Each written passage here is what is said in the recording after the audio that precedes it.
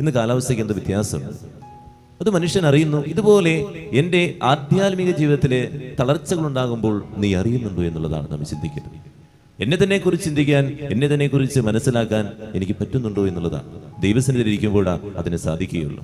എൻ്റെ ജീവിതത്തിലെ സന്തോഷം നഷ്ടപ്പെടുമ്പോൾ, പെട്ടെന്ന് കോപിക്കുന്നത് കാണുമ്പോൾ, അല്ലെങ്കിൽ ഞാൻ മനസ്സിൽ ദുഷ്ടതകൾ ഇങ്ങനെ ചിന്തിച്ചുകൊണ്ടിരിക്കുമ്പോൾ ഓർക്കുക, അതൊക്കെ ഒരു മാറ്റമാണ്.